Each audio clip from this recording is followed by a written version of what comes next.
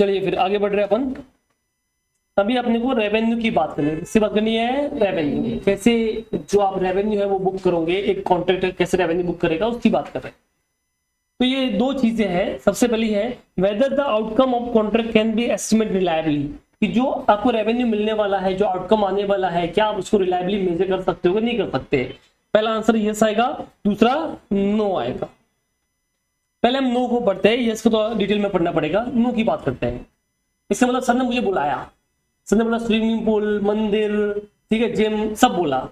मैं बोला कि सर ने बोला कितना पैसा जाएगा, मैंने बोला सर देख लेंगे, अपना घर का ही है, कौन सी बड़ी बात है, देखेंगे अपन, हिसाब कर लेंगे बाद में, आप काम तो दो, मैं देख लूंगा। सर ने बोला चल ठीक है।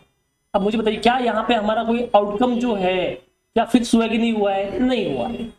सर ने बोला अरे यार, मैंने बोला सर पैसा, अरे क्या पैसा पैसा करता है, तो काम चालू तो कर, मैं दे दूंगा, थोड़ा थोड़ा देर करके दे दूंगा। अभी हमने कोई फिक्स ऐसा डिसाइड नहीं किया है, सर ने बोला दे दूंगा, ओके। अभी मुझे बताइए क्या यहाँ पे जो हमारा आउटकम है क्या फिक्स हुआ कि नहीं हुआ है? नहीं। अगर कभी ऐसा हो गया बाय चांस कि जहां पे आपका आउटकम कभी फिक्स नहीं होता है, तो उस केस में क्या करना है? तो क्या बोलता है, revenue should be recognised to the extent of cost incurred. जितना खर्चा हुआ है उतना एक बार के लिए रेवेन्यू बुक कर लो, क्योंकि उतना तो पैसा देगा ही देगा सामने वाला बंदा। इफ इट इज रियलाइजेबल, ठीक है, हाँ, अगर वो रियलाइजेबल तुमको लग रहा है तो cost incurred will be charge to the profit and loss account, that's mean profit will not be recognised. तो समझिए कैसे करेंगे अपन, वो देख लेते हैं। तो मान लो सर का घर बनाने का मैंने डिसाइड किया, मान लो 3-4 साल जाएगा मुझे बनाने को। सर ने बोला बाद में अपन हिसाब कर लेंगे आराम से, मैंने बोला ओके। फिर हम दोनों का मिलना ही नहीं हुआ तो हमने हिसाब अच्छे से कर नहीं पाए। तो अभी फर्स्ट ईयर के अंदर मैंने जो एक्सपेंस इंकर्ड किया है, मान लेते 2 करोड़ का इंकर्ड किया। अभी तक हमारा कोई रेवेन्यू का अमाउंट फिक्स हुआ? मुझे लगा अच्छा दे देंगे भाई, बंदा बढ़िया है तो देगा, अच्छा देगा, कोई टेंशन की बात नहीं है। तो इस केस में मैं सेल अपनी मर्जी से कुछ भी बुक नहीं करेगा। ये बताइए जितना खर्चा हुआ एटलीस्ट उतना कर लो, 2 करोड़ कर लो। इससे क्या हुआ, ना तो प्रॉफिट बुक हुआ ना लॉस हुआ। गलत प्रॉफिट भी नहीं करना है, गलत लॉस भी नहीं करना है। तो एक सिंपल सा फंडा है अपना, नॉर्मल कॉमन सेंस क्या होता है कि जितना खर्चा हुआ उतना तो बंदा देगा ना। तो क्या करो, जितना खर्चा हुआ एक बार के लिए उतना बुक कर लो, बाकी बाद में जब हिसाब क्लियर होगा तब बचा हुआ तब कर लेना। क्या ये आपको समझ में आया? ठीक है, तो अपन क्या करेंगे, जितना खर्चा हुआ एक बार के लिए उतना बुक कर लेंगे, जिसमें फिक्स नहीं है। हाँ, जिसमें अपना अमाउंट फिक्स अभी तक डिसाइड हुआ। मतलब आप जो रेवेन्यू है उसको रिलायबली एस्टिमेट नहीं कर सकते, पता नहीं आपको कितना रेवेन्यू मिलेगा।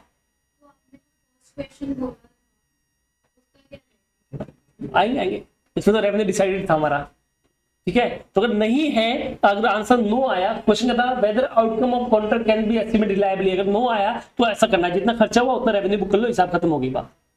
पर अगर आप रेवेन्यू डिसाइड कर सकते हो या आपने रेवेन्यू डिसाइड किया हुआ है तो भाई इतना पैसा मिलेगा, जो नॉर्मली होता है रियल लाइफ में, उस केस में क्या होगा? अच्छा, मैं ये किसकी बात की, जैसे मान लो अपने भाई का घर बना रहे हैं अपन मेरा भाई अलग है, उसने मुझे कॉन्ट्रैक्ट दे दिया तू बना, मैं बोला ठीक है सर मैं बना रहा हूँ। अब मेरा खुद का तो है नहीं, पर्सनल सेट तो है नहीं, पीपी तो आएगा नहीं, मेरा तो है ही नहीं, वो रहेगा। अब उसमें हमने कोई रेवेन्यू का डिसाइड किया ही नहीं कितना खर्चा आएगा, उसके बाद तू कर तो सही, बाद में हिसाब कर लेंगे, तो उस केस में ऐसा करना पड़ेगा। पर अगर हमने पहले से डिसाइड किया है कि इतना पैसा मिलने वाला है, हमारा जो आउटकम है वो डिसाइड है, तो इस केस में क्या होगा, revenue recognise revenue and cost in the proportion to the work completed. तो जितना काम कंप्लीट हुआ है उतना अपन रेवेन्यू बुक करेंगे। इसे बोलते हैं प्रोपोर्शनेट मेथड। क्या बोलते हैं इसको? या परसेंटेज ऑफ कंप्लीटेशन मेथड। क्या बोलते हैं इसको? Percentage of completion method. तो ये बोलता है जितना काम कंप्लीट हुआ उतना परसेंट रेवेन्यू बुक कर ले, ठीक है। अब ये कैसे बुक हुआ उसके लिए अपने को समझना पड़ेगा। ये रहा, ये वाला मेथड आप यूज करोगे, इसका नाम है परसेंटेज ऑफ कंप्लीटेशन मेथड। क्या नाम है इसका? कि जितना आपने काम इस साल में कंप्लीट किया है उतना रेवेन्यू बुक कर लो। अभी कैसे होगा वो मैं बता देता हूं। फॉर एग्जांपल यहाँ पे 2 मेथड काम आती है। First one is your proportionate cost method, second one is your, आप एक्सपर्ट की हेल्प लो वो बता देगा आपको। तो ये वाला मेथड अपने को सम के हिसाब से सॉल्व करना है, ये वाला तो कुछ काम का नहीं है। अब कितना काम कंप्लीट हुआ ये पता करना है। आपने क्या बोला, जितना काम कंप्लीट हुआ उतना रेवेन्यू बुक करो। तो समझिए, अगर मेरा मान लेते हैं कि एलएनटी ने ये कॉन्ट्रैक्ट लिया था, किधर गया, हाँ,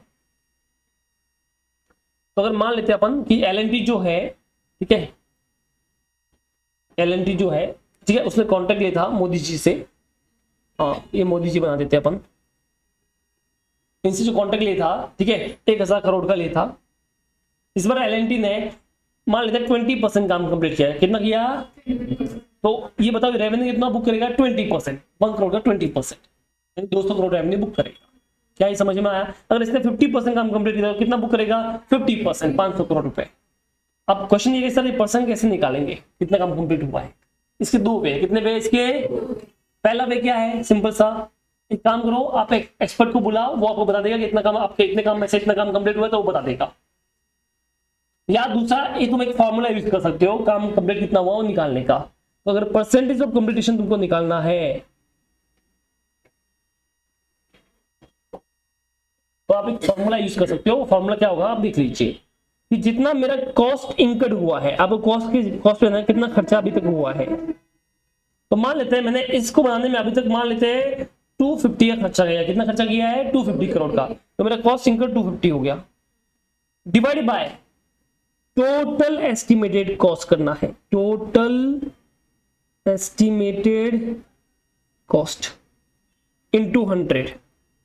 तो मान लेते हैं कि मेरा टोटल जो खर्चा होने वाला है इसको बनाने में, वो खर्चा होने वाला है 400 करोड़ है। कितना होने वाला है? तो 250 अभी इस साल हो गया, तो 400 करोड़ में से 250 हुआ, तो बताओ कितना परसेंट काम हो गया अपना? 62.5%। तो मेरा रेवेन्यू भी कितना बुक होगा? 62.5। तो जो मेरा कॉन्ट्रैक्ट रेवेन्यू उसका 62.5 अपने को बुक करना है। अब ये खर्चा कैसे निकालूंगा? टोटल एस्टिमेटेड कॉस्ट वो देख लो कि जितना मेरा कॉस्ट इंकर्ड हुआ है, जो कॉस्ट अभी इंकर्ड हुआ है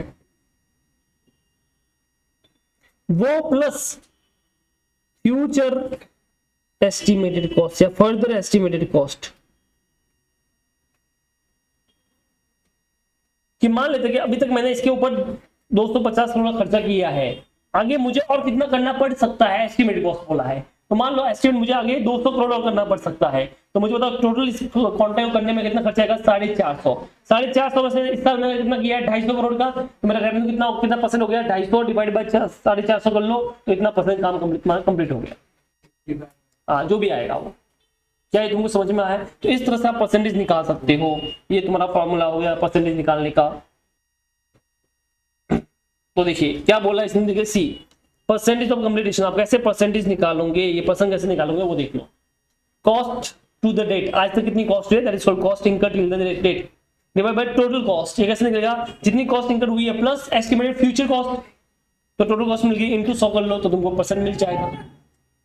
क्या ये आपको समझ में आया?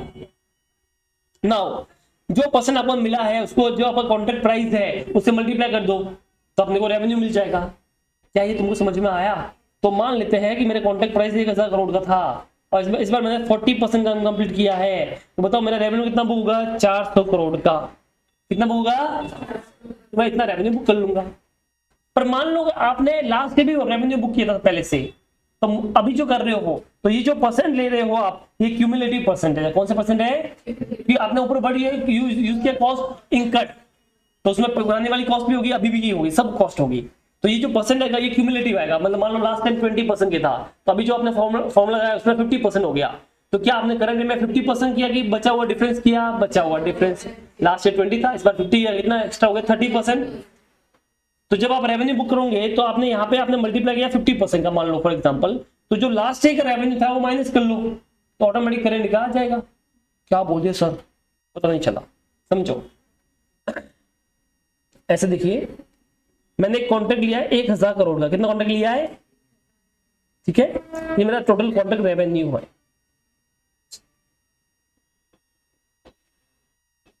ये मेरा कॉन्ट्रैक्ट रेवेन्यू है। कितना रेवेन्यू है? 1000 करोड़ का। ठीक है, अब मैंने कॉस्ट क्या क्या हुआ वो देखिए, कॉस्ट इनकर्ड देखिए,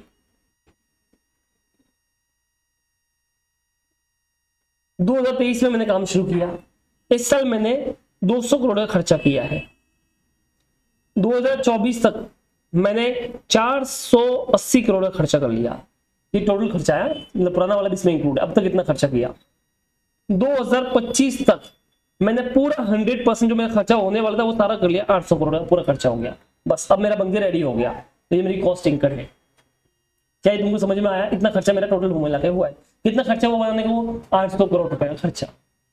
अब कैसे बुक करेगा वो देखो। जब मैं अपना प्रॉफिट एंड लॉस बनाऊंगा तो मेरा एक चीज तो पक्की है, कॉस्ट इनकर्ड जो है वो तो पता है अपने को, कितनी कॉस्ट इनकर्ड हुई है? 200 करोड़। अब रेवेन्यू कितना आएगा वो देखिए, बाय रेवेन्यू अब सीधी बात है, अपने को परसेंट चाहिए, क्या चाहिए अपने को? तो मैं क्या बोलता हूँ, जब मैं फर्स्ट ईयर में था 200 करोड़ का खर्चा किया, आउट ऑफ मुझे पता है कि इसको बनाने में मुझे 800 करोड़ का खर्चा आएगा, तो 200 डिवाइड बाय 800 इंटू 100 करो, कितना परसेंट हुआ? कितना? 25%। तो मैंने 25% पहले साल में कंप्लीट किया है। तो मैं रेवेन्यू का भी कितना परसेंट करेगा?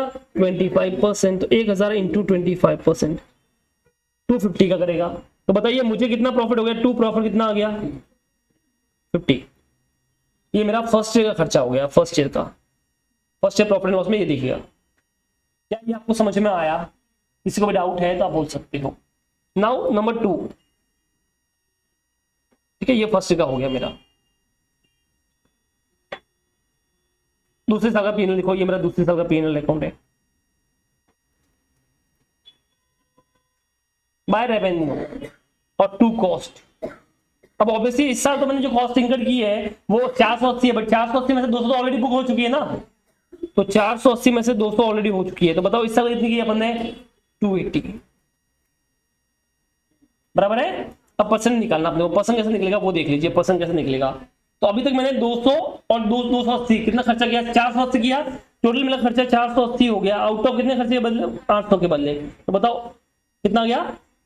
60%। और 60% जो आया है वो क्यूमुलेटिव आया, अब तक का खर्चा आया है। तो क्या मैं रेवेन्यू यहाँ पे 60% बुक करेगा? नहीं, ऑलरेडी लास्ट टाइम किया हुआ है। तो अब कैसे करना है वो समझिए। 1000 इंटू 60%, 600 होता है। पर 600 में से ऑलरेडी लास्ट टाइम जो आप 25% कर चुके, कितना कर चुके हो? 250 का। तो बताओ इसमें एक्स्ट्रा कितना करना है अपने को? 350 का। तो अब मुझे बताइए यहाँ पे कितना प्रॉफिट आ गया, चेक कीजिए। 70 का। ये ईयर 2 हो गया।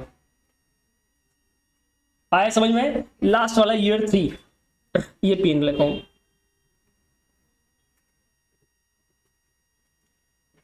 टू एक्सपेंसेस कितना खर्चा हुआ वो देख लीजिए आप लोग। तो सर टोटल मिला के 800 खर्च किया, बट 800 में से आपने फर्स्ट ईयर में खर्चा बुक किया था 200 और फिर बुक किया आपने 280, तो 480 का बुक हो चुका है। तो 800 में से 480 हो चुका है, कितना होता है? 320 बुक करेंगे खर्चा इस साल का बाय कॉन्ट्रैक्ट रेवेन्यू। तो बाय रेवेन्यू जब मैं बुक करूंगा तो कितना करूंगा वो देखिए। तो मुझे बताइए 800 करोड़ का खर्चा हुआ, आउट ऑफ 800 तो 100% होगा नहीं? काम कंप्लीट हो गया। तो यहाँ पे देखिए जो कॉन्ट्रैक्ट था मेरा 1000 का इंटू 100%, यानी कि मेरा 1000 का रेवेन्यू बुक होना चाहिए। बट उसमें से मैं ऑलरेडी फर्स्ट ईयर में 250 कर चुका हूँ बुक, और सेकंड ईयर में कितना कर चुका हूँ? 350। कितना? 400 का मैं बुक करेगा। तो बताइए कितना प्रॉफिट हो गया? 2 प्रॉफिट 80। इस तरह से मेरा देखो ईयर 1 का प्रॉफिट 50, ईयर 2 का 70, ईयर 3 का 80। तो फिर से काउंट करते हैं 50 70 80। तो 50 प्लस 70 प्लस 80 200। क्या मेरा टोटल प्रॉफिट 200 है? नहीं है। 1000 का कॉन्ट्रैक्ट था, 800 खर्चा था, 200 का प्रॉफिट हो गया। इस तरह से मैं प्रॉफिट बुक करेगा 50 70 80। बोलो कुछ समझ में आया आपको? तो ऐसे आपको करने का है। तो या तो आप डायरेक्ट करंट का अमाउंट लो तो भी चलेगा। जैसे आपने फॉर एग्जांपल आपने ऐसा भी कर ले तो भी चलेगा कि यहाँ पे 25% हो गया, दूसरे साल में आपने अभी परसेंट निकाला 60% हुआ। कितना हुआ है? 60 में से 25% ऑलरेडी बुक कर चुके, तो 60 माइनस 25 कर लो। तो करंट में कितना काम हो गया? 35%। तो जो 1000 है उसके 35% ले लो तो भी चलेगा। वो भी वे है, ये भी वे है, दोनों में से कोई भी वे कर सकते हो। समझ में आया? अरे समझे क्या? इस तरह से अपने को करने का रहेगा। तो इस तरह से जो भी है आपको रेवेन्यू बुक करने का रहेगा। बताइए किसी को भी डाउट है इसमें तो आप बोल सकते हैं। सबको समझा? चलो एक क्वेश्चन करते हैं फिर।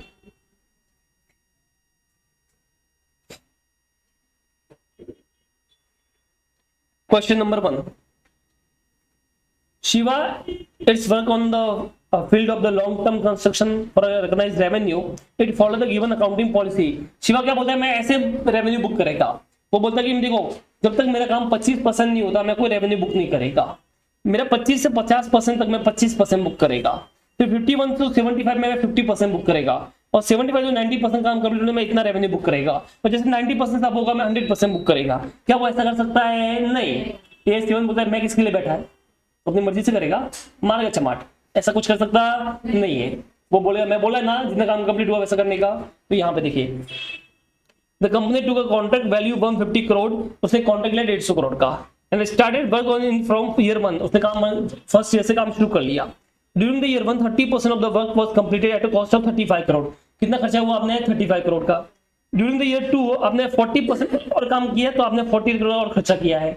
और फिर थर्ड ईयर में आपने और कितना खर्चा किया है? 40 करोड़ का। तो आपको यही पूछा कि बताओ कितना रेवेन्यू और आप एक्सपेंस बुक करोगे। करें इसको फिर, चलो। यहाँ पे अच्छी बात है कि आपको परसेंट दे रखा 30%, 40% और बचा हुआ 30%। तो अपन क्या करते हैं, यहाँ पे लिख देते हैं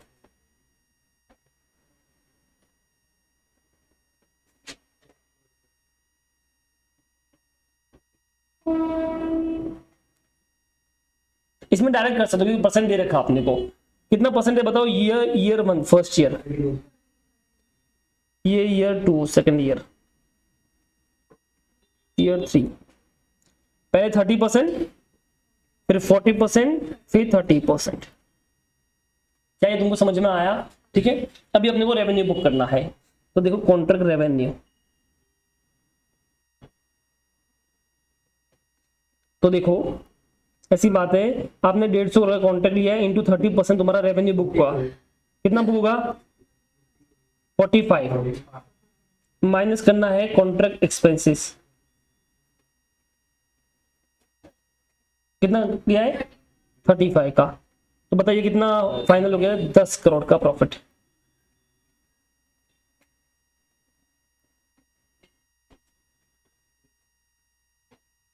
ये वाला, इसको भी डाउट है तो आप बोल सकते हो। नाउ नंबर 2, क्या यहाँ पे अपने को क्यूमुलेटिव दे रखा है कि उसी साल का दे रखा है? उसी साल का। तो बढ़िया है, फिर डायरेक्ट कर लो।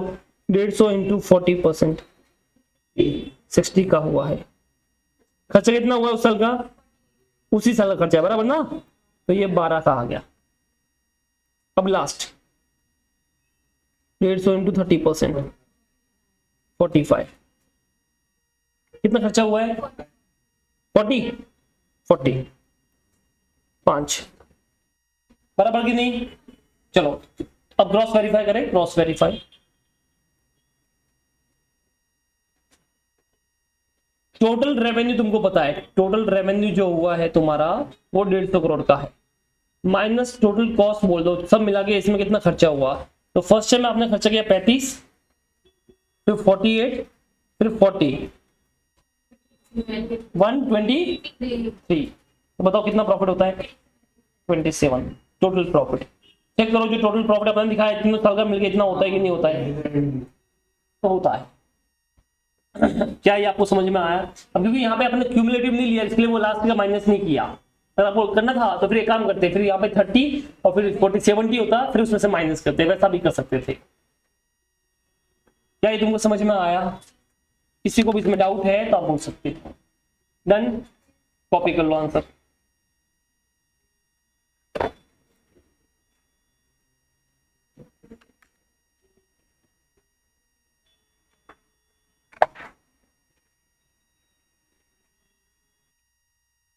चलिए आगे बढ़ रहे अपन। अब ध्यान से सुनना, ये अपन देखा कि कैसे रेवेन्यू बुक होता है, ठीक है? अब एक चीज आपको ध्यान में रखना पड़ेगा, उसका नाम है फोर्सिएबल लॉस। ये क्या चीज होती है फोर्सिएबल लॉस?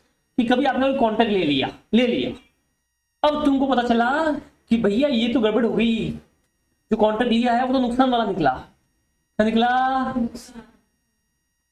समझ में आ गई? दर्शन का घर का मैंने बोला, सब एस्टिमेट किया, मैं नया नया कोचिंग छोड़ी, कहाँ आता है घर बनाने का, बोलते 100 करोड़ रुपए, मार्केट में गया बनाना शुरू किया, पता चला कि भैया 120 करोड़ में बनेगा। कितने में बनेगा? अभी घर तो चल रहा है, काम तो चल रहा है, तो क्या मैं उसको उनको मना कर सकता हूँ? नहीं, मैंने डील कर ली पहले ही। तो ये बोलता है ये आपको लॉस वाला कॉन्ट्रैक्ट हुआ है। कौन सा हो गया? तो ये जो 20 करोड़ का लॉस है ये मुझे फ्यूचर में बुक नहीं करना है। प्रूडेंस कंजर्वेटिज्म का बोलता है जब आपको पता है कि लॉस होने वाला है तो आपको वेट नहीं करना है, आपको उसी टाइम पे तुरंत उसको बुक कर लेने का है। तो चाहे वो घर 5 साल में बन रहा है बट जो लॉस मुझे 20 करोड़ का है उसको मैं तुरंत अभी का अभी बुक कर लूंगा, तो उसका प्रोविजन अभी से बना दूंगा। तो मैं इस साल कितना लॉस बुक करने वाला हूँ? 20 करोड़ का प्रोविजन बनाने वाला हूँ लॉस का।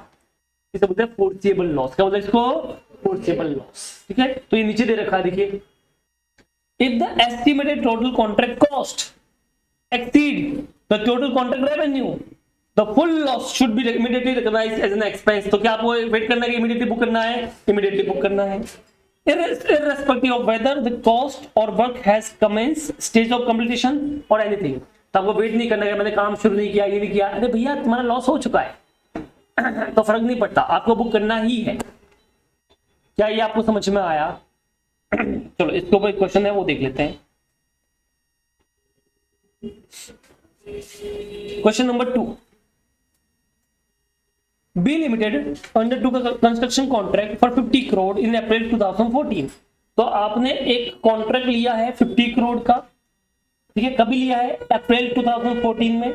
The cost of construction was initially estimated at 35 crore. आपका जो कॉस्ट आपको लगा कितने में बन जाएगा? 35 करोड़ में काम हो जाएगा। The contract is to be completed in 3 years, 3 साल उसको बनने में जाएगा। पर जब काम करना शुरू किया, while executing the contract estimated the cost of completion of the contract is 53 crores। अब बताओ कॉन्ट्रैक्ट रेवेन्यू कितना? 50, खर्चा कितना होगा? टोटल में 53 crores। तो आपका जो रेवेन्यू है और जो कॉस्ट है वो रेवेन्यू से ज्यादा हो गया। कितना लॉस कंफर्म है अपना?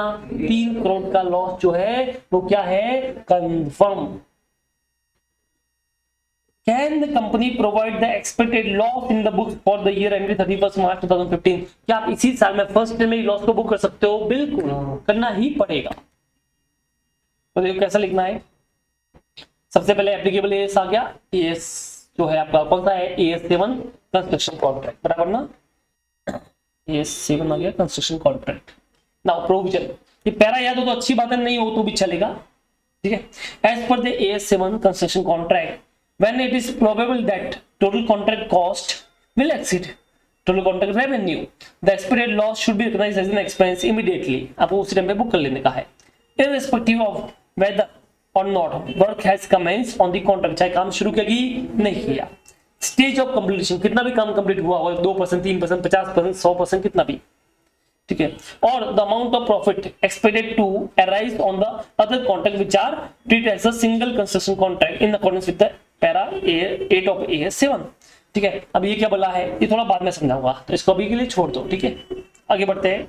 Here the company estimated the cost of completion of the contract at 53 crores, that is more than the contract revenue। यहाँ पे क्या लॉस में है कि नहीं है? Conclusion, the foreseeable loss of 3 crores, that is 53 minus 50, should be recognized as an expense immediately in the year of 31st year ended 31st March 2015। क्या ये आपको समझ में आया? किसी को भी डाउट है तो आप बोल सकते हो।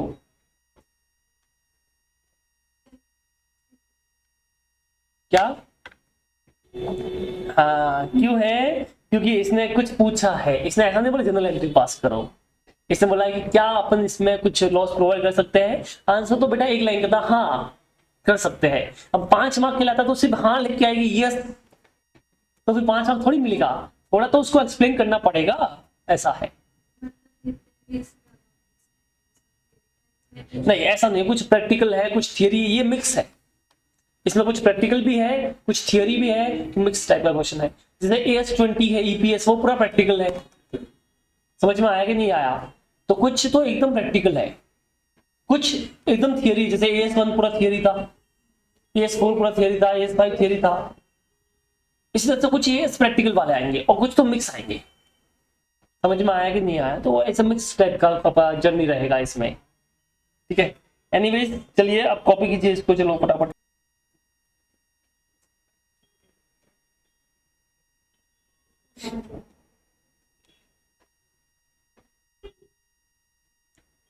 अभी अपने को इसमें समझना है ये वाला part, combining and segmenting contract या सेपरेटिंग कॉन्ट्रैक्ट। मैंने आपको क्या बताया कि जो आपके प्रॉफिट लॉस बनेंगे वो सारे कॉन्ट्रैक्ट अलग बनने वाले हैं। तो कब आप किसी कॉन्ट्रैक्ट को मर्ज कॉन्ट्रैक्ट बोलोगे और कब किसी कॉन्ट्रैक्ट को कंबाइंड मर्ज या सेपरेट कॉन्ट्रैक्ट बोलोगे, ये समझना है, ठीक है। तो यहाँ पे कब हम किसी को सेपरेट कॉन्ट्रैक्ट बोलेंगे और कब किसी को मर्ज या सिंगल कंस्ट्रक्शन कॉन्ट्रैक्ट बोलेंगे, वो आपको समझना है। तो देखिए, when the contract cover number of assets, the construction of each asset should be treated as a separate construction contract। A group of contract, whether with a single customer or with the several customers, should be treated as a single construction contract। जब ये condition पूरी होती है, तो नीचे condition दे रखी है। Condition क्या है देखो, separate proposal have been submitted for each asset. तो आप सेपरेट कॉन्ट्रैक्ट कब बोलोगे? जब आपका जो प्रपोजल है वो कैसे आया था? सेपरेट, अलग अलग आया था, एक साथ में नहीं आया था। और जो नेगोशिएशन तुमने किया होगा, जो बार्गेनिंग की होगी, ठीक है, वो भी अलग अलग की होगी। समझ में आया? और जो उसकी कॉस्ट है और जो उसका रेवेन्यू है वो भी आप अलग अलग निकाल सकते हो, तब तो उसको सेपरेट कॉन्ट्रैक्ट बोलेंगे। अदरवाइज इसका उल्टा हुआ तो उसे क्या बोलेंगे? Single contract. समझिए, मोदी जी ने बोला एलएनडी को कि मुझे मेट्रो बना दो। उसने बोला ओके सर, क्या चाहिए मेट्रो में? तो बोला एक ब्रिज बनेगा जहां पे मेट्रो दौड़ेगी। बोला ओके सर डन। फिर बोला बच्चे लोग टिकट कहाँ पे काटेंगे? तो टिकट काउंटर भी बना के दो। बोला ओके सर, ठीक है। और बोला कि उधर लोगों को नाश्ता वाश्ता भी करना होगा तो कैफेटेरिया भी बना के दो। बोला ओके सर। तो यहाँ पे 3 चीजें बना रहा है, एक नहीं बना रहा। पहला क्या बना रहा है? जो मेट्रो का ब्रिज है वो बना रहा है, दूसरा कैफेटेरिया वाला बना रहा है, तीसरा जो टिकट काउंटर का वो बना रहा है, अलग से चीज बना रहा है। 3 चीजें अलग बना रहा है। अब ये जो कॉन्ट्रैक्ट है ये सिंगल कॉन्ट्रैक्ट है, सेपरेट कॉन्ट्रैक्ट है, आपको समझना पड़ेगा कि क्या इसके 3 अलग अलग बनेंगे कि एक साथ में बनेंगे? अरे मैं बताएगा, अब इसे जज नहीं करो। मैंने क्या बोला? ऐसे कभी जज नहीं करना है, आपको कुछ क्वेश्चन पूछने पड़ेंगे। क्वेश्चन क्या होंगे कि क्या आपकी जो डील हुई है वो सेपरेट हुई है कि साथ में हुई है? यानी कि आपको ये पूछना पड़ेगा कि मोदी जी आपने जो मुझे बोला है क्या ग्रुप ऑफ असेट का बोला कि अलग बोला है? जैसे मोदी जी ने पहले बोला ब्रिज बनाओ, हमने ब्रिज बनाना काम शुरू कर लिया। फिर कुछ दिन के बाद आते हैं बोले अरे यार ये टिकट काउंटर तो रह गया। मैं बोला ठीक है सर। फिर बोले कैफेटेरिया भी रह गया। मैं बोला ओके सर। तो जो हमारे अग्रीमेंट बने हैं तीनों के, क्या वो साथ में बने के अलग बने हैं, वो देखना पड़ेगा। दूसरा कि जब हमने बार्गेनिंग की होगी, मैंने बोला सर देखो ब्रिज का 500 करोड़, टिकट काउंटर का 100 करोड़ और ये इसका 50 करोड़। सर बोले नहीं नहीं टिकट काउंटर ज्यादा लगा रहा है। मैंने बोला सर टिकट काउंटर तो इतना ही होगा, आप चाहिए तो कैफेटेरिया कम करता हूँ। बोला ठीक है सर। ऐसा तो जो नेगोशिएशन हुआ है कि तीनों को साथ में हुआ अलग हुआ है, अलग। पर इसके बदले मोदी जी ऐसे बोलते हैं देखो सर ये फालतू नाटक मत करो, मैं आपको 500 करोड़ देगा सबका मिला के, नाटक नहीं चाहिए। तब बताओ क्या यहाँ पे अलग हुआ कि साथ में हुआ? साथ में। तो ये सिंगल कॉन्ट्रैक्ट बन गया। समझ में आया नहीं? दर्शन सर घर में बनाने के लिए गया, योगी सर भी बोल गए सर मेरा भी बना दो। मैं बोला ओके सर बना देंगे, क्या दिक्कत है? दोनों साथ में बैठ गए, बोलते कि देख मेरा 500 तेरा 300 800 होता है, एक काम कर मैं बात करता हूँ। दर्शन सर आते हैं, हम दोनों के घर का 700 देगा, करना तो करो वरना मत करो। अब बताओ क्या हुआ? ये एक दूसरे पर डिपेंडेंट हुआ कि नहीं हुआ? तो अभी 2 कॉन्ट्रैक्ट नहीं, अभी एक कॉन्ट्रैक्ट बन गया। तो नेगोशिएशन जो है, प्रपोजल जो है वो एक ही हो गया, 2 अलग अलग नहीं है। तो मुझे 2 प्रॉफिट लॉस नहीं बनाने, फिर दोनों का मर्ज करेगा मैं। क्या ये आपको समझ में आया? ठीक है। तो कब आपको सिंगल करना है, कब सेपरेट करना है, तो इन कंडीशन के ऊपर डिपेंड करता है। देख लो सिंगल के लिए क्या है, the group of contract is negotiated as a single package. Single package समझ में आया कि नहीं आया? जैसे मान लो फॉर एग्जांपल रिलायंस इंफ्रा को किसी ने कॉन्ट्रैक्ट दिया कि सर हमको ये पूरा रोड बना के आप दो। उसने बोला ओके सर रोड बना दे देंगे, कोई दिक्कत की बात नहीं है। फिर बोला सर जब रोड बनेगा तो यहाँ पे कुछ बहुत बड़ा काम है, रोड बनेगा इतना टाइम जाएगा, ठीक है, ये ब्रिज बनाने का है, कल कुछ प्रॉब्लम होगी तो लोग मजदूर जो लोग हैं उनको लगी चोट वोट लगी, तो एक काम करो यहाँ पे हॉस्पिटल भी हम बनाएंगे, आप हॉस्पिटल बना के भी हमको दो। मैं बोला कि सर रोड बनाएगा हॉस्पिटल नहीं बनाएगा। तो बोलता है कॉन्ट्रैक्ट कैंसल। क्या बोलते हैं? कॉन्ट्रैक्ट। अगर ऐसा हुआ तो ये सिंगल कॉन्ट्रैक्ट है दोनों का, रोड अलग है हॉस्पिटल अलग है, तो कॉन्ट्रैक्ट कैसे हो गया? Single contract. वो बोलते ठीक है कोई दिक्कत नहीं, कॉन्ट्रैक्ट जो आप रोड बनाओ हॉस्पिटल में किसी और से बना देगा, कोई दिक्कत की बात नहीं है। तो ये सिंगल कॉन्ट्रैक्ट नहीं, अभी कौन सा कॉन्ट्रैक्ट हो गया? Separate contract. या फिर हमारा नेगोशिएशन साथ में हुआ होगा, मान लो कि बोले कि देखो रोड का और हॉस्पिटल का मिला के मैं 500 करोड़ देगा, तो अमाउंट आप कैसे निकालोगे, किसका कितना है वो निकाल सकते नहीं हो। इसमें कौन सा कॉन्ट्रैक्ट हो गया? Single contract. तो ये आपने जजमेंट पे ले सकते हो कि सिंगल कॉन्ट्रैक्ट है कि सेपरेट कॉन्ट्रैक्ट है। क्या ये आपको समझ में आया? क्या किस बेस पे निकालोगे आप मुझे बताइए। बोलेगा तो फिर अलग हो गया ना भाई, सेपरेट नेगोशिएट हो गया दोनों काम करना पड़ेगा तो सिंगल हो गया, डिपेंडेंट हो गया ना, एक नहीं करो दूसरा नहीं मिले तो सिंगल हो गया भैया। इसका दूसरा अरे ये कंडीशन एंड वाली नहीं है यार और वाली है, समझ में आया? अगर तू ऐसे देख रहा है कि ये होगी सारी तो सब कंडीशन सेटिस्फाई होनी चाहिए। जैसे नेगोशिएट भी सिंगल होना चाहिए, इंटरडिपेंडेंट भी होना चाहिए, तब तो उसको सिंगल बोलेगा। समझ में आया? तो अगर मान ले तुमने नेगोशिएशन साथ में कर लिया, बट तू एक को मना करेगा तो दूसरा मना हो जाएगा, तो फिर वो क्या हो गया, सिंगल हो गया ना, सेपरेट थोड़ी हुआ, वैसा हो जाएगा। समझ में? सिंगल ही बात। हाँ फिर सिंगल मानेगा ना भैया, क्योंकि तूने एक को मना किया दूसरा भी मना हो गया तो सिंगल हो गया ना फिर तो। पर ऐसा थोड़ी होता है, तेरा घर अलग है उनका घर अलग है, तो दोनों का साथ में कैसे में कर सकता है ऐसा? क्या ये तुमको समझ में आया? ठीक है, तो आपको चेक करना पड़ेगा, मतलब आप नॉर्मल कॉमन सेंस लगाओ कि क्या ये रियल में एक ही कॉन्ट्रैक्ट है कि ये अलग कॉन्ट्रैक्ट है। अगर एक ही होगा तो डिपेंडेंसी होगी और नेगोशिएशन भी साथ में होगा, ऐसे होल पैकेज अपने को पैसा मिलेगा या जो भी होगा वो होगा, तो कहीं ना कहीं वो डिपेंडेंसी वाला आपको देखना है, ऐसा है कि नहीं है। और सेपरेट है तो सब अलग होना चाहिए, मतलब तुम्हारी मर्जी, इसको लो इसको मत लो, मेरी मर्जी, पैकेज भी अलग है। अच्छा मुझे बताओ, दर्शन सर योगी सर का साथ में आया पैसा, बट मैंने दर्शन को मना किया, योगी सर ने भी मना कर दिया, तो सिंगल कॉन्ट्रैक्ट हो गया ना। पर मैंने दर्शन को मना किया, योगी सर बोले कोई दिक्कत नहीं है, मेरा बंदा तो सेपरेट हो, क्योंकि अब पैसा भी उनका थोड़ी पे करना है, मुझे सिर्फ योगी सर का पे करना मुझे मिलेगा। तो रेवेन्यू में अलग से हुआ कि नहीं हुआ? अलग से हो गया। क्या ये तुमको समझ में आया? तो इससे आप सिंगल और सेपरेट को देख सकते हो। बताइए, यहां तक किसी को भी डाउट है तो आप बोल सकते हो। चलो एक क्वेश्चन कर लेते हैं अपन इसके ऊपर।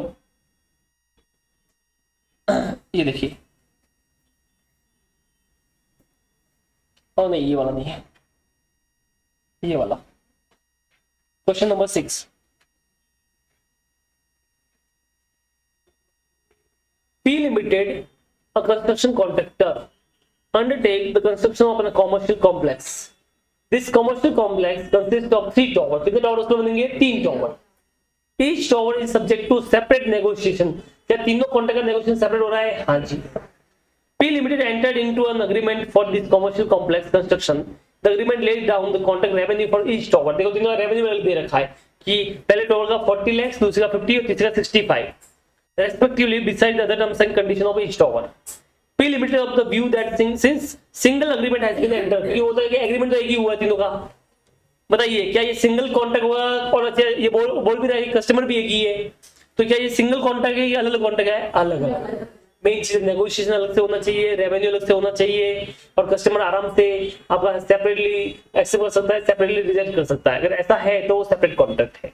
सिंगल कस्टमर होने से, सिंगल अग्रीमेंट होने से कोई फर्क पड़ने वाला नहीं है। यानी कि दर्शन सर घर बना रहा हूं मैं, अब अगर मैं ऐसा बोल सकता हूं कि सर आपका स्विमिंग पूल तो मैं नहीं बनाएगा, तो दर्शन सर बोलता कोई बात नहीं मैं बनाओ, चलेगा, आप बाकी बनाओ। ठीक है, नेगोशिएशन, क्योंकि हमारा नेगोशिएशन सबका अलग हुआ है। मैंने घर का अलग बताया है, मैंने मंदिर का अलग से बताया है, मैंने जिम का अलग से बताया है, मैंने स्विमिंग पूल का अलग से बताया है, ठीक है, गार्डन का अलग से बताया है, तो नेगोशिएशन भी अलग से हुआ है। तो बताओ ये सिंगल होगी सेपरेट होगा? सेपरेट। सब अलग चीज बना रहा हूं। हाँ, पर मैंने एक मना के दर्शन से बोला कुछ मत कर, निकल इधर से, तो अब ये सेपरेट नहीं बचे, अब क्या हो गया? ये सिंगल हो गया। समझ में आया कि नहीं आया? या ऐसा होल कॉन्ट्रैक्ट का प्राइस डिसाइड हुआ, आपका सेपरेट प्राइस डिसाइड ही नहीं हुआ है। तो जब सेपरेट प्राइस ही डिसाइड नहीं हुआ है तो आप अलग से कैसे बनाओगे पीएनएल? उसमें रेवेन्यू चाहिए होता है, कैसे निकालोगे? आप नहीं बोल सकते कि स्विमिंग पूल का इतना लगा, आप नहीं बोल सकते जिम का इतना लगा, ऐसे बोल सकते। समझ में आया कि नहीं आया?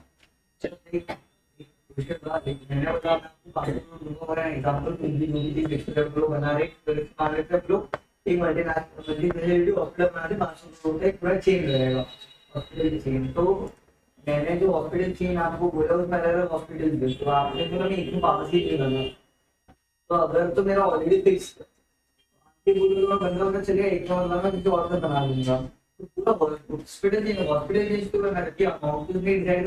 नहीं, मैं क्या बोल रहा हूँ, जब भी आप ये सब पूछो तो 2-3 क्वेश्चन पूछो उससे।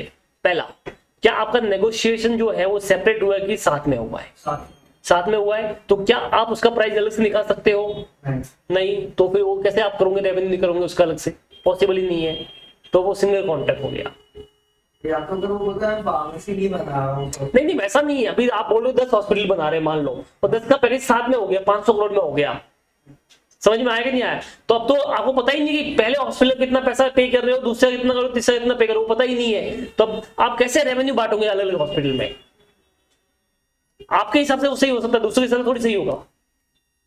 तो अपने को फिर पूरा टोटल का एक ही रेवेन्यू बनाना पड़ेगा।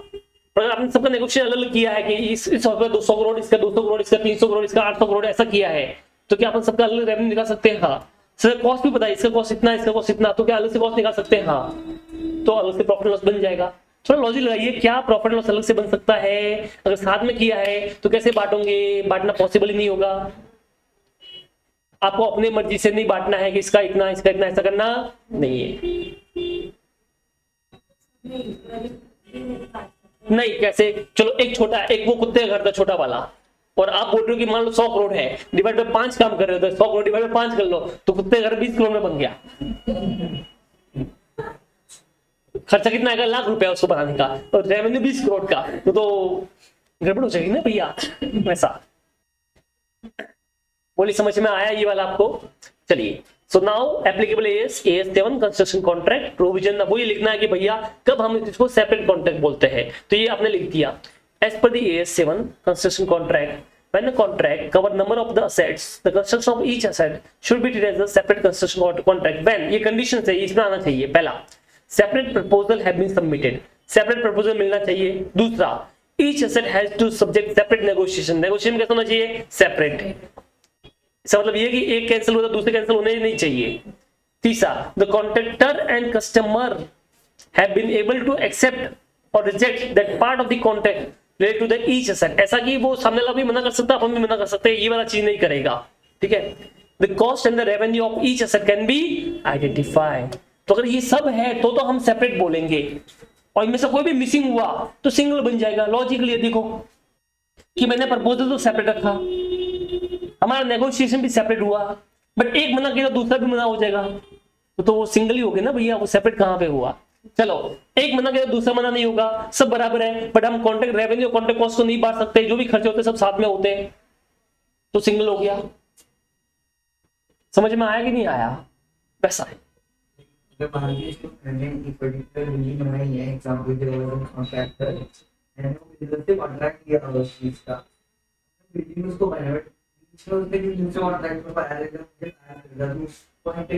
वो अलग चीज है, वो तो बाद में पड़ेगा। अभी तो हम क्या बात करें कि आप सिंगल बोलोगे सेपरेट बोलोगे, वो तो ऐसे बहुत सारी कंडीशंस है। वो तो आप बोल रहे हो कि अगर उसको निकाल दिया तो आपका जितना हुआ अपना रेवेन्यू बुक कर लो। समझ में आया? तूने जितना काम किया, तुझे जितना रेवेन्यू मिला उतना बुक कर ले, बस खत्म होगी बात। दूसरे की पंचायत क्यों करनी है? उसी क्यों करेंगे अपन? अपना जितना हुआ उतना अपना बुक कर लेंगे ना अपन। तो मेरा जितना मैंने काम किया उतना मैं रेवेन्यू बुक करेगा, जितना मेरा खर्चा है उतना बुक करेगा, तो प्रॉफिट लॉस निकल जाएगा। अब उसने बाद में किसको दिया, क्या किया, वो जाने, मैं तो अपना देख लिया ना, ऐसा हो जाएगा। यस, क्या कॉन्ट्रैक्ट? हाँ, वो तो डील अग्रीमेंट कैसा होता है उसके ऊपर डिपेंड करता है। चलिए, यस, और किसी को डाउट? एक और है 7 वाला, ये आप पढ़ो, मुझे बताओ कि सिंगल है कि सेपरेट है। चलो,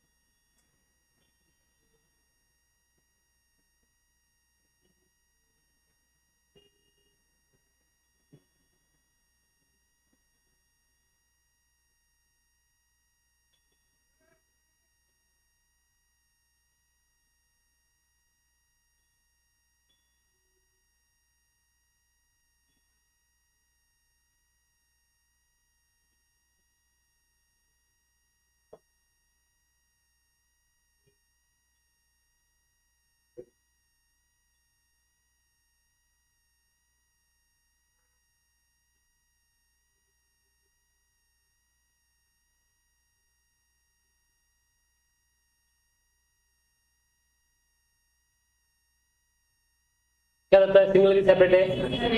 ठीक है। X limited negotiate the Bharat Petroleum Corporation BPCL जिसे बोलेंगे for the construction of franchisees retail petrol outlet station based on the proposal submitted to different zonal office of the BPCL, the firm approved the one outlet each in Zone A, Zone B, Zone C and Zone D is awarded to X Limited agreement in a single document. Document single होने से कोई फर्क नहीं पड़ता या customer single होने से कोई फर्क नहीं पड़ता. Is entered into a BPCL for 490 lakhs. The agreement laid down the value of each 4 tower. देखिए क्या चारों का वैल्यू अलग मिला है. हाँ, अगर ये नहीं होता तो फिर गड़बड़ हो जाती भैया, तो फिर सिंगल होता. In addition to the individual completion time, comment whether the X Limited will treat as a single contract or separate contract. क्या बोलेंगे इसको? Separate contract. हाँ, अगर ये इंडिविजुअल वैल्यू नहीं होता, डायरेक्ट 490 लगा होता तो सिंगल, फिर तो कोई ऑप्शन नहीं था अपने पास. समझा आपको? आंसर पढ़ लीजिए आप लोग.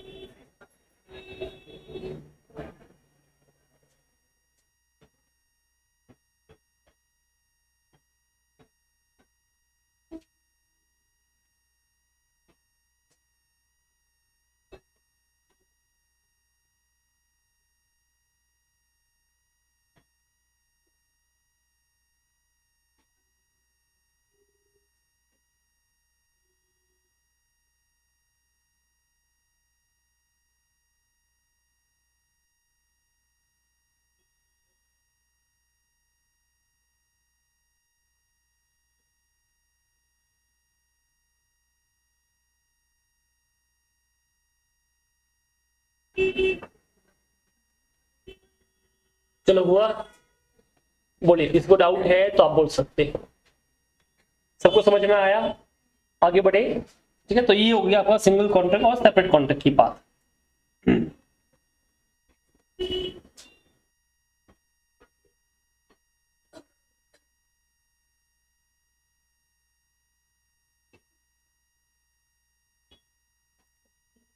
चलिए थोड़ा सा मॉड्यूल भी देख लेते हैं अपन. ठीक है, आईसीए का जो मॉड्यूल है आपका वो वाला चैप्टर नंबर 8 है इसमें. ठीक है, उसके बाद थोड़ा सा थियरी वाला पार्ट है. इंट्रोडक्शन अपन ऑलरेडी कर चुके हैं, क्या क्या चीज़ें आती है इसमें वो अपन कर चुके हैं. ठीक है, उसके बाद क्या क्या चीज़ें इसमें आएगी तो अपन ने देखा कि what are the construction contract. ठीक है, तो जो ये सब चीज़ें भी इसके अंदर आने वाली है वो सब अपन देखिए. यहाँ पे combining and segmenting construction contract कैसे होता है वो अपन ने देखा कि ये चीज़ें इसमें होती है. राइट, ये क्वेश्चन भी आगे अपन ने कर लिया बराबर ना.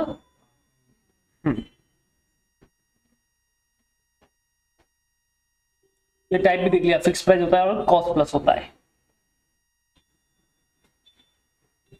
क्या क्या चीजें इसमें आती है कि जो फिक्स तुम्हारा अग्रीड प्राइस है वो आ जाएगा, प्लस एस्केलेशन क्लॉज आएगा, क्लेम्स आ जाएंगे, तुम्हारा इंसेंटिव आ जाएंगे, पेनल्टीज वगैरह आपको पे करने तो वो लेस हो जाएगी क्योंकि वो अपना कॉन्ट्रैक्ट रेवेन्यू क्या कर लेगा, कम कर लेगा. पेनल्टी का की है कि कॉन्ट्रैक्ट मैंने बोला 1 साल में करके दे दूंगा या 5 साल में करके देखो आप, बट अपने को 6 साल लग गए तो सामने ने पेनल्टी चार्ज किया तो उतना अपना रेवेन्यू क्या हो गया, कम, क्योंकि वो रेवेन्यू उतना पैसा कम देगा अपने को, तो यहाँ से माइनस कर लेना. उसके बाद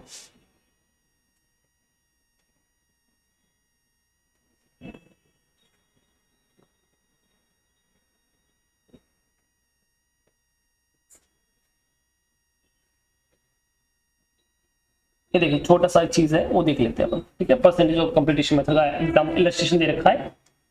x limited commence construction contract on 1 अप्रैल 2011. कभी शुरू किया इसने? 1 अप्रैल 2011. The fix contract price agreed was 2 lakh. The company incurred 81,000 in 11-12 for 45% of the work and received 79,000 as the progress payment from the customer. The cost incurred in 12-13 is 89,000. To complete the rest of the work, show the extent of the profit and loss account and customer account. तो 2 चीज करनी है. सबसे पहले तो profit and loss बनाएंगे. मुझे बताइए कितना रेवेन्यू टोटल है अपना? 2 लाख. कितना परसेंट काम कंप्लीट हुआ अपना? 45%. तो बेटा 2 लाख का 45% कितना होता है? करो 90,000. तो 90,000 का रेवेन्यू हुआ कि नहीं हुआ? ठीक है, कॉस्ट कितना आएगा? जितना इंकर्ड हुआ है. कितना कॉस्ट इंकर्ड हुआ अभी तक? 81,000. तो ये बेटा 81,000 का तुम्हारा ये आ गया. तो बताओ नेट प्रॉफिट कितना बुक होगा अपना? 9 लाख. अगले साल में बाकी बचा हुआ काम हो गया तो 2 लाख का बचा हुआ काम कितना हो गया 55%, 45% पहले हुआ तो बचा हुआ 55 हो गया, तो रिमेनिंग 1,10,000 का। अच्छा कितना खर्चा हुआ वो इसने बोला है कि 89,000 का काम को अपने कंप्लीट करने में 89,000 खर्चा हुआ है, तो जो अपने कॉस्ट इंकर्ड होगा वो 89,000 का हो गया, तो कितना प्रॉफिट हो गया 21 का। ये हो गया प्रॉफिट एंड लॉस का एक्सट्रैक्ट। किसी को डाउट है तो बताइए। सिंपल चीज थी अपनी। अब कस्टमर अकाउंट बनाने का, क्या बनाने का है, कैसे बनेगा वो देखिए। आप कितना रेवेन्यू बुक कर रहे हो 90 का, तो कस्टमर के पैसा जब भी मांगना हो तो डेबिट करना, कम करना है तो क्रेडिट करना, तो कस्टमर अकाउंट डेबिट हो जाएगा। तो अपने को रेवेन्यू बुक करना है, अपना रेवेन्यू होगा टू कॉन्ट्रैक्ट रेवेन्यू, कितना बुक किया आपने 90। इसमें से ये बोल रहा है कस्टमर ने अपने को कितना दे दिया, फर्स्ट ईयर में 79,000 दे दिया, तो बताओ बाय बैंक में कितना आएगा 79,000, तो कितना बैलेंस बच गया 11,000 का। ये ओपनिंग होगा कि नहीं होगा, होगा, ये दैट बिकम ओपनिंग बैलेंस। अभी बचा हुआ रेवेन्यू अभी बुक कर लो 1,10,000 का, तो 1,10,000 का बुक कर लिया और बचा हुआ उसने फाइनल पेमेंट भी कर लिया, तो बाय बैंक भी हो गया। ये वाला कुछ डाउट है इसके अंदर तो आप आराम से बोल सकते हो। समझा ये वाला लॉजिकल सिंपल सा इलस्ट्रेशन था, ठीक है।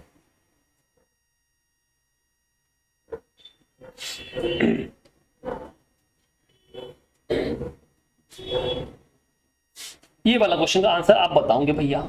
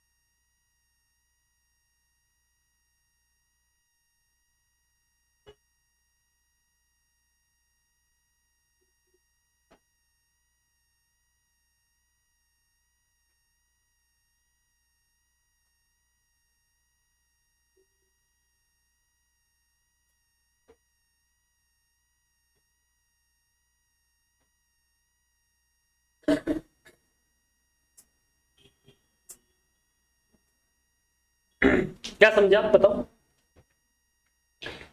PQ and associate undertake a construction contract, the detail of which are provided as below. Total contract value 40 lakh का कॉन्ट्रैक्ट रेवेन्यू है। कॉस्ट सिंगल कितना हुआ है 3 लाख का। एस्टिमेट फ्यूचर कॉस्ट कितना होने वाला है 30 लाख का। कितना काम कंप्लीट हुआ परसेंट दे रखा है, ठीक है। अभी आप 40 लाख का 10% कर सकते थे, वेट कर सकते थे, बट पूरा पढ़ो। The work has started some time ago and there is an uncertainty with respect to the outcome of the contract due to expected change in the regulations। कि आपको भैया लॉ ने घुमा दिया, लॉ बोलता है कि भैया ऐसा ऐसा होगा, ऐसा ऐसा होगा। मान लो फॉर एग्जांपल मैं 10 घर बना रहा है, ठीक है, अब तो गवर्नमेंट ने रूल लेके आ गए कि जो लोग ने ये डिग्री नहीं ली है वो लोग घर नहीं बना सकते, या फिर गवर्नमेंट का रूल आ गया कि जो आप एरिया में घर बना रहे हो वहां पे अलाउ नहीं है पेड़ काटना, ऐसा नहीं कर सकते, तो आप मुझे पेड़ काटे घर बनाने का, तो आप नहीं काट सकता। तो बताओ मुझे क्या अपना रेवेन्यू बुक करना चाहिए? नहीं, अभी अनसर्टेनिटी चल रही है। तो क्या यहाँ पे आउटकम फिक्स है कि ऊपर नीचे हो गया? अभी गए, अभी फंस गए तुम लोग। तो यहाँ पे आउटकम आपका फिक्स हुआ नहीं। तो इस केस में ये क्या बोल रहा है, PQ is certain that it would be able to recover the cost incurred to the rent. तो जो खर्चा है वो आप वसूल कर लोगे। तो मुझे बताओ मैं रेवेन्यू में कितना बुक करेगा? जितना खर्चा हुआ है, एक्स्ट्रा बुक करेगा। प्रूडेंस बना बोलता है तो तुमको पता है कि फ्यूचर में प्रॉफिट नहीं होने वाला है, तो क्यों बुक कर रहा है? तो इस केस में मैं कितना बुक करेगा, 3 लाख का रेवेन्यू बुक करेगा। सो प्रॉफिट विल बी 0, ना लॉस ना प्रॉफिट, खत्म। In the given case, revenue and cost can only be recognized to the extent to the cost incurred and those which are expected to be recovered. Therefore, the profit and loss statement would appear as under: contract revenue 3 lakhs, contract cost 3 lakhs, contract profit is 0. When the uncertainty that prevent the outcome of the contract being estimated reliably cease to exist, revenue and expense association with the construction contract should be recognized by the percentage of completion method. पर यहाँ पे तो obviously अपना वो हो गया है कि यहाँ पे अनसर्टेनिटी है तो अपन कुछ नहीं कर सकते। क्या ये आपको समझ में आया? चलो बढ़िया। फिर ये देखो जरा, कुछ समझता है तो तुमको बताओ। ये अच्छा है।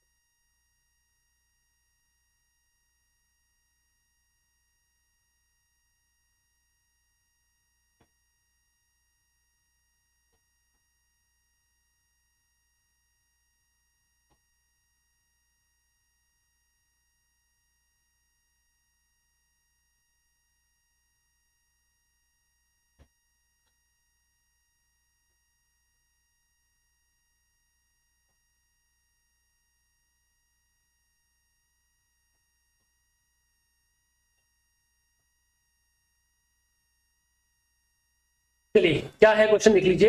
X limited commences a construction contract on 1 April 2011। The contract price agreed was reimbursable cost plus 10%, बराबर है। The company incurred 1 lakh in 11-12 of which cost of 90,000 is reimbursable. Therefore, the non-reimbursable costs to be incurred to the complete the contract are estimated at 5,000. The other costs to be complete the contract would not be estimated reliably. The profit and loss आपको बनाने का है। तो सबसे पहले बताओ आपका revenue कितना होगा। तो आपको पता है 90,000 खर्चा किया है, 10% का तुमको मिलने वाला है। तो यहाँ पर तो बड़ा सिंपल हो गया, जितना खर्चा किया उसका 10% मिलेगा। तो आप सीधा कितना लिखोगे, 99,000 का। 99,000 का तुम्हारा रेवेन्यू हो गया। बट खर्चा कितना हुआ आपको टोटल मिला के? 1 लाख। कितना खर्चा हो रहा है तुम्हारा? तो तुम्हारी जेब से तो 1 लाख गया, तो टू कॉन्ट्रैक्ट कॉस्ट कितना होगा? 1 लाख। अब मुझे बताइए सोच के इसमें आपका प्रॉफिट मेकिंग है कि लॉस मेकिंग हो गया? Loss making. क्यों लॉस मेकिंग हो गया मुझे बताइए? क्योंकि जितना आपका कॉस्ट है उसका 10% तो मिल रहा है, बराबर है। इस बार इसने कितना रिम्बर्सेबल किया? 90% किया। पर इसने नीचे बोला है कि आपका कुछ ऐसा भी खर्चा हो गया जो आपको रिम्बर्स होगा।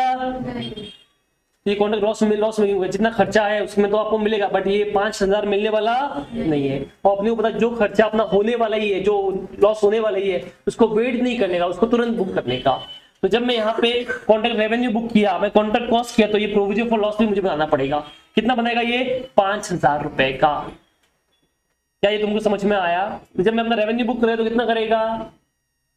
रेवेन्यू 99 हो गया, कॉस्ट हो गया और प्रोविजन 5 हो गया। तो मुझे बताओ मेरा बैलेंस नहीं, फिर नेट लॉस इस साल का कितना आ गया? 6,000। कुछ आया समझ में? चलो मैं तुमको समझाता हूँ।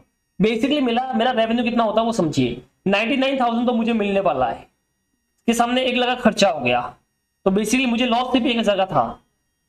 बट आगे ये 5 जगह और मुझे मिलने वाला नहीं है, तो क्या मुझे वेट करना है, अभी बुक करना है अभी। तो मेरा टोटल लॉस कितना हो गया, 1 + 5 6,000 हो गया। तो मेरा लॉस कितना आ गया बेटा, 6,000। क्या ये आपको समझ में आया?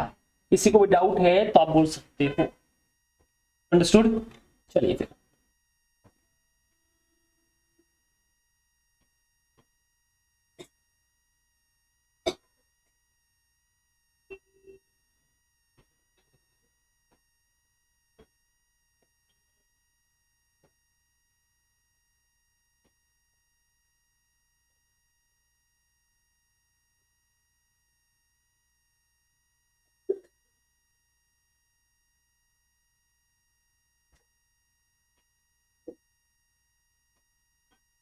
चलिए ये वाला भी देख लेते हैं, illustration number 7। On 1st December 2011, Vishwakarma construction company limited, ठीक है, undertook a contract to construct a building for 85 lakhs। ठीक है, कितने में बिल्डिंग आप बना रहे हो, 85 lakhs में। On 31st March 2012, the company found that it had already spent 64,99,000 on the construction। इतना खर्चा हो चुका है। Prudent estimate of additional cost, अब अभी कितना खर्चा हो रहा होगा, 32,01,000 का। तो बताइए टोटल कॉस्ट कितना हो गया, दिस प्लस दिस कितना होता है, करो कितना, 97 लाख का खर्चा होने वाला है तुम्हारा। बेटा रेवेन्यू कितना है, खर्चा कितना होगा, तो प्रॉफिट मेकिंग होगा, लॉस मेकिंग हुआ, तो फोर्सिबल लॉस हुआ कि नहीं हुआ, डिफरेंस निकालो कितना होता है, 12 लाख। तो क्या आपको वेट करना चाहिए, अभी बुक करना चाहिए, अभी बुक करना चाहिए। ठीक है। What amounts to be recognized in the statement of P&L account for the ended 31st March 2012 as per the provision। चलो वो तो ठीक है, लॉस तो बुक कर लेंगे, बट क्या मैं रेवेन्यू कैसे बुक करूंगा वो बताओ। रेवेन्यू तो परसेंटेज हिसाब से होगा, तो सबसे पहले तो परसेंटेज निकालो, कितना परसेंट रेवेन्यू होगा। चलो सबसे पहले आपको काम करना है, रेवेन्यू कितना बुक हुआ वो निकालना है, तो परसेंटेज ऑफ कंप्लीटेशन निकालेंगे। क्या फॉर्मूला है इसका, कॉस्ट इंकर्ड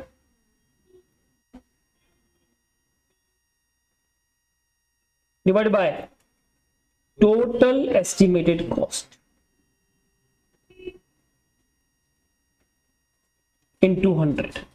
तो ये कॉस्ट इंकर्ड, अगर आप क्वेश्चन को देखते हो तो कॉस्ट इंकर्ड जो तुम्हारा है अभी तक कितना हुआ है, 64,99,000। तो 64,99,000 डिवाइड बाय जो एस्टिमेटेड कॉस्ट है, that is your cost incurred plus future cost, तो 32,01,000 इनटू 100 करेंगे। बताइए कितना परसेंट होता है, 67% काम तुम्हारा कंप्लीट हो। क्या ये तुमको समझ में आया? किसी को भी डाउट है तो आप बोल सकते हो। अभी अपने को रेवेन्यू बुक करना है, क्या बुक करना है, बट अपना फोर्सिबल लॉस भी आया है, देखिए अब निकाला भी था। ठीक है, हाँ तो फोर्सिबल लॉस भी निकाल देते अपन।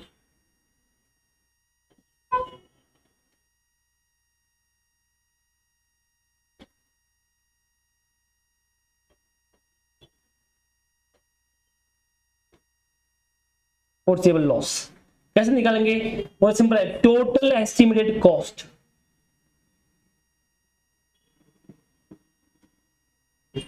जो अभी आपने निकाला था दोनों का मिला के, that is 64,99,000 plus 32,01,000 equal to कितना था, माइनस टोटल कॉन्ट्रैक्ट रेवेन्यू।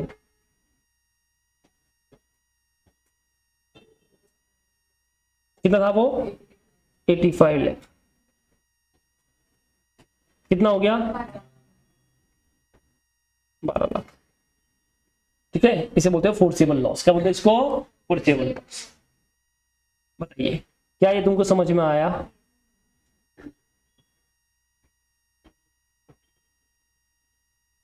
अभी अपने को प्रॉफिट एंड लॉस बनाने का है, कैसे वो कैसे बनेगा वो देखिए। तो ये इसका P&L बनेगा, सबसे पहले आएगा बाय कॉन्ट्रैक्ट रेवेन्यू।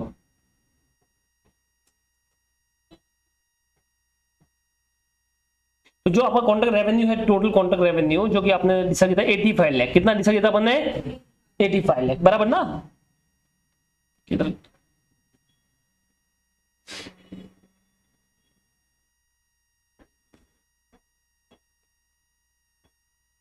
85 लाख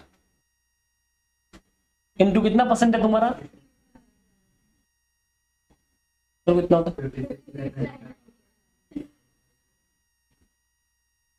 सामने कॉस्ट इनपुट तो आएगा ही आएगा। कितना जो इंक्लूड हुआ है? 64,99,000। क्या ये तुमको समझ में आया? तो मुझे बताइए इस साल टोटल मिला के कितना लॉस बुक हो रहा था, पहले ये बताइए इस साल कितना लॉस बुक हो रहा था। तो अगर इनमें से आप माइनस करते हो तो आपको इस साल का लॉस मिल जाएगा। कितना लॉस होता था? 8,04,000 का तुम्हारा इस साल का लॉस था। बट ये बताइए टोटल लॉस कितना बुक करना था? 12 लाख। तो अपने को एक्स्ट्रा लॉस बुक करना पड़ेगा। तो जो एक्स्ट्रा लॉस बुक करना पड़ेगा उसका बनेगा प्रोविजन। क्या बनेगा उसका? ऐसा। तो जो आपको एक्स्ट्रा लॉस होगा उसका प्रोविजन बनाना पड़ेगा। तो कितना प्रोविजन बनाओगे बताओ? इसका प्रोविजन बन जाएगा। तो जब आप इतना प्रोविजन बनाओगे तो ऑटोमेटिक जितना तुम्हारा मैक्सिमम लॉस है वो सारा बुक हो जाएगा। तो C by net loss balancing figure 12 lakh.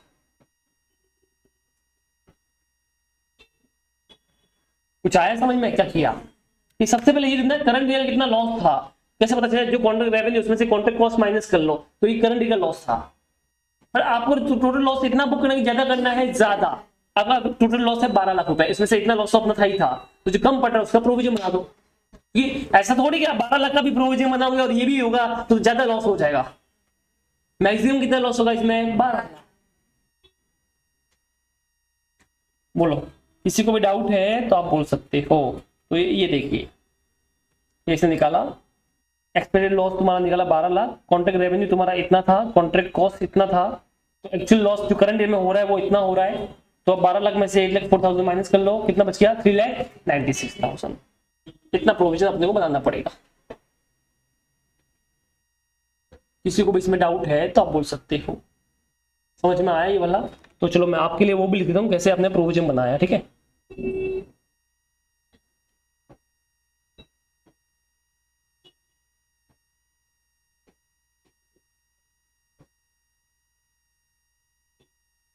Provision for loss. सबसे पहले आपका कॉन्ट्रैक्ट रेवेन्यू और कॉन्ट्रैक्ट कॉस्ट। देखो कॉन्ट्रैक्ट रेवेन्यू जो आप बुक करने वाले थे 56 लाख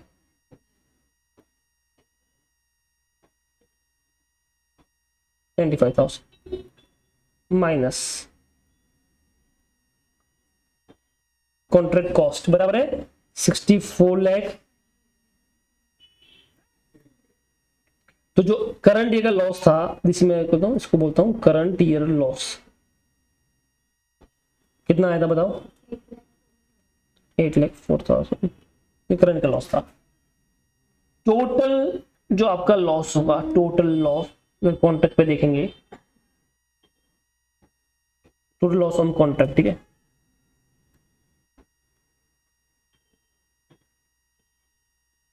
तो आप देखिए टोटल लॉस है तुम्हारा कितना? 12 लाख बराबर ना। ये तुम्हारा 12 लाख का टोटल लॉस है। इसमें से 8,04,000 तो आपने बुक कर ही लिया है, तो ये टोटल 12 लाख का लॉस है। तो मुझे बताओ अभी कितना अपने को एक्स्ट्रा लॉस का प्रोवाइड करना पड़ेगा? Loss to be provided. तो अगर माइनस करते हो 12 लाख माइनस 8,04,000 तो आपको मिल जाएगा 3,96,000। या एक और शॉर्टकट है करना है तो कि डायरेक्ट वहां पे 12 लाख का लॉस लिख दीजिए जो टोटल में होने वाला है, तो बैलेंसिंग कर ही आ जाएगा। है तो वही चीज है। क्या ये तुमको समझ में आया? ऐसा भी कर सकते हैं। किसी को भी डाउट है तो आप बोलिए। ठीक है, तो ये था आपका इलस्ट्रेशन। कौन सा था? Illustration number 7। ठीक है, तो कॉपी करना तो कर लीजिए, बाद में मॉड्यूल आएगा तो आप रेफर कर सकते हो इसको। यहाँ से शुरू करना बंदे illustration 7 from ICAI module, page number 8.24। 8.24। ठीक है,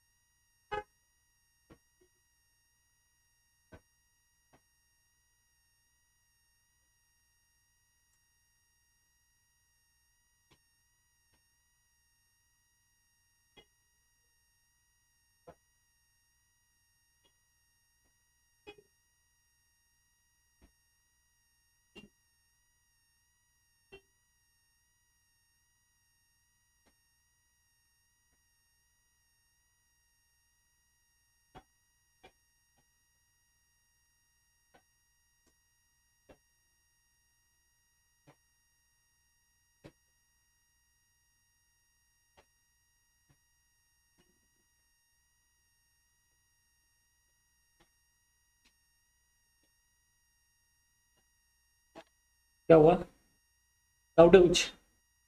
नहीं। इलस्ट्रेशन नंबर 7, बोलिए किसी को भी इसमें डाउट है तो आप बोल सकते हो, ठीक है।